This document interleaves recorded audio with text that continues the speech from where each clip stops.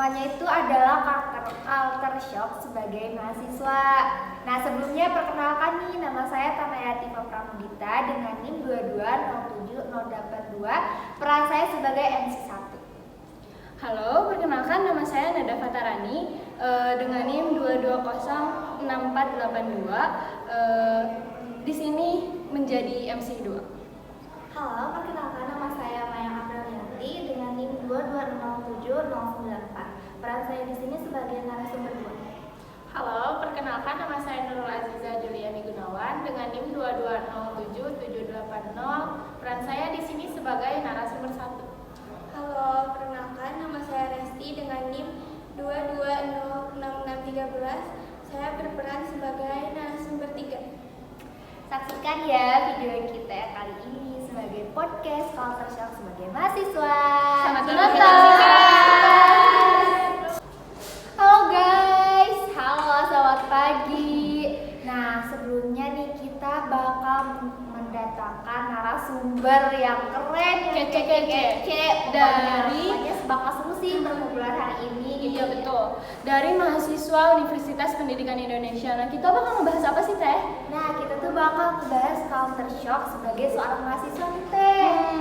Kalau ada yang belum tahu nih, culture shock itu apa sih, Teh? Nah, culture shock itu ya, kalau menurut aku, culture shock itu adalah sebuah keterkejutan akan hal sesuatu atau sesuatu yang bikin kita kaget lah gitu ya. Hal baru gitu ya buat kita.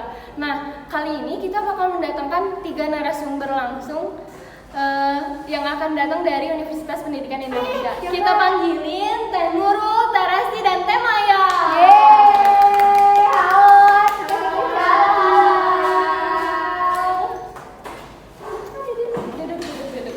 Gimana nih, Teh? Apa kabar? baik. Alhamdulillah ya, sehat selalu ya. Ini Tante MC-nya gimana nih kabarnya? Ya, Baik banget dong. Kan kita mau kedatangan tamu-tamu yang super keren, super cantik, pokoknya seru deh bakal perbincangan kali ini. Oke, di sini kan kita sama mahasiswa baru Universitas Pendidikan Indonesia ya. Pengen tahu dong gimana rasanya jadi mahasiswa baru gitu. Coba pengen ngobrol dulu sama Teh Nurul, izin ya, Teh Maya dan Teh Resti. Ya, untuk jadi mahasiswa sendiri itu banyak kaget dan banyak ulus dada juga ya, Teh ya. Karena untuk saya pribadi nih jurusan yang saya ambil dan jurusan waktu saya SMK itu pembelajarannya itu sangat beda jauh ya. Jadi kayak mulai dari situ aja itu udah terasa berat banget buat saya gitu. Apalagi dulu waktu SMK saya online, tiba-tiba sekarang ini jurusannya beda, pembelajarannya beda, kita offline langsung gitu. Jadi kayak shocknya di situ gitu. Wah, kalau boleh tahu nih ya Teh, dulu tuh dari SMK mana dan peminatannya itu apa sih Teh? Kalau saya sendiri ya dari SMK Penida 1 Katapang ya, untuk jurusannya itu ada jurusan akuntansi gitu. Saya ngambil jurusan akuntansi. Oke, kan beda banget ya Teh tadi ngomong. Nah, kalau boleh tahu emang di Universitas Pendidikan Indonesia sekarang ambil jurusan apa ya? Kalau saya sama teman-teman saya juga ini ngambil jurusan Pendidikan Bahasa dan Sastra Indonesia.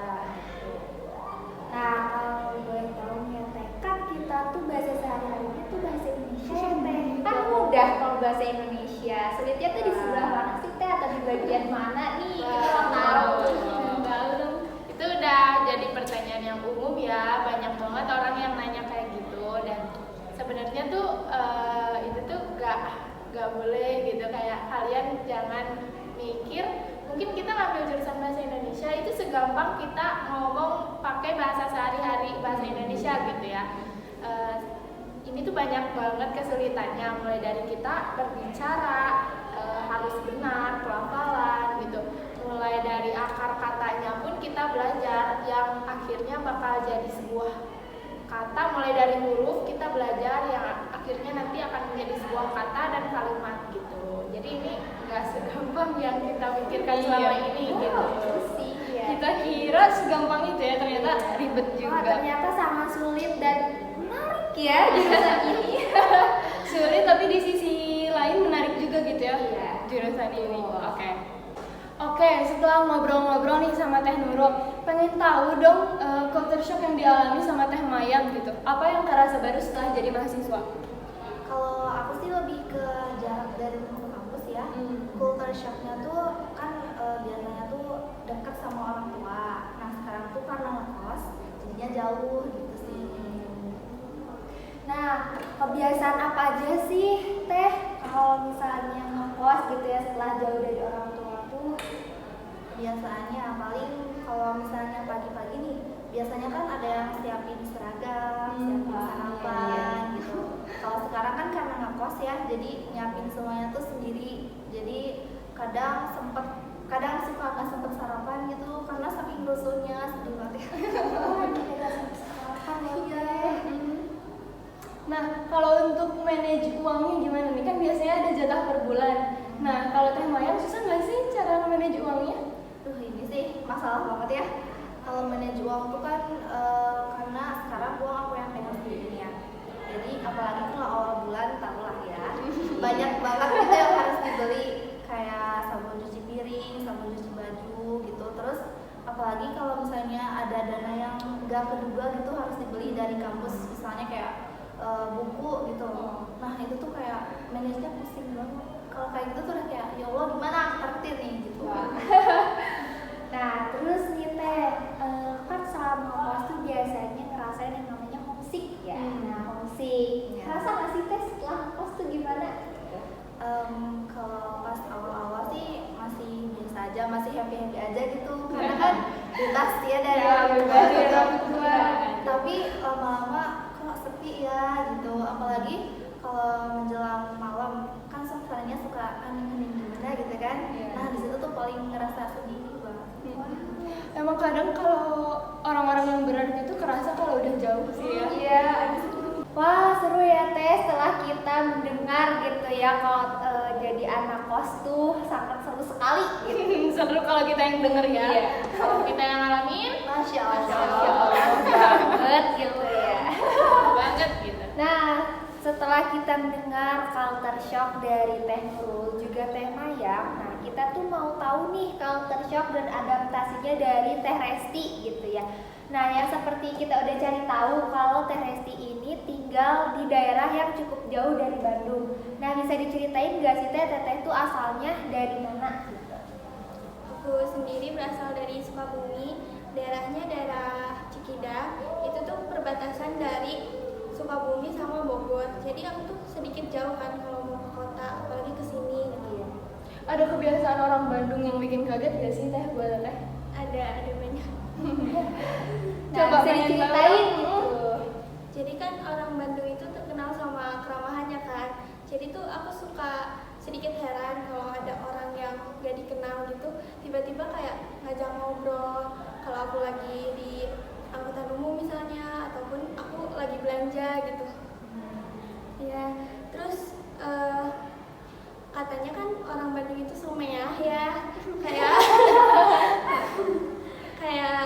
sapaan gitu, terus senyuman, menebarkan senyuman sama sapaan kan. Iya. Ya, aku tuh sering kali kayak ditanya bade ke mana gitu, artinya kan mau kemana gitu. Iya.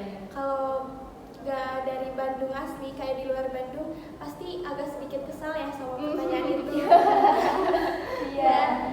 Terus ternyata emang Bandung itu alamiahnya sikapnya gitu kali ya, kayak ramah gitu. Ya. Nah, kita kan tahu ya tadi tuh tentang kebiasaan gitu. Nah, setelah itu tuh ada nggak sih Teh yang bikin beda gitu ya dari Sukabumi ke Bandung tuh mungkin dari cara berpakaiannya atau hal yang lain? Ada nggak Teh? Aku ambil dari cara berpakaiannya kali ya. Ya, soalnya kalau di Sukabumi itu di daerah aku itu kalau pakai rok pendek keluar atau kemana-mana pasti ada yang negur gitu atau mengingatkan ya. Kalau di sini kan kayak masing-masing, soalnya kan banyak yang rantau ke sini juga. Ya pasti itu buat kaget ya Teh. Apalagi di wilayah yang sebelumnya nggak biasa kayak gitu. Nah, waduh Teh, Seru banget ya. Seru banget Seru gitu banget. ya kalau kita udah berbincang-bincang gini gitu ya. Sampai kita udah tak terasa gitu ya berbincang-bincang lama. Nah, sebelum kita akhiri nih Teh, setelah kita dengar-dengar, aku mau tahu dong Teh kira-kira kesimpulan kesimpulannya apa sih Teh yang setelah kita dengar gitu ya? Kalau dari Teh Nurul itu tentang culture shock dari sekolah kejuruan akuntansi jadi anak bahasa, dan kalau dari Teh Mayang tuh dari yang tadinya bersama dengan orang tua tiba-tiba jadi anak kosan. Nah terus dari terakhir itu dari Teh Resti, kamu membahas tentang dari daerah yang cukup jauh dari kota tiba-tiba jadi di kota Di gitu. Bandung yang kayak Ya, kota Bandung banget yang ya. kata kota gitu. Nah paling yang bisa diambil dari podcast kali ini mungkin emang setiap hal baru pasti harus ada fase pengadaptasiannya ya. Cuman gimana cara kita buat bisa bertahan sampai akhir gitu. Ya udah mungkin seru banget padahal ya, tapi sayang banget kita harus udahan sampai di sini. Makasih udah ngasih kesempatan buat teteh-teteh cantik yang keren yang kece udah mau jadi narasumber podcast kita kali ini. Betul. Gitu ya. Pokoknya. Semoga nanti ada kesempatan lagi buat ngobrol ya. Ya mungkin kita sudahi aja Kita ngobrol akhiri. kita kali ini. Semoga nanti bisa ketemu lagi ya. Ayo next time video. Bye bye.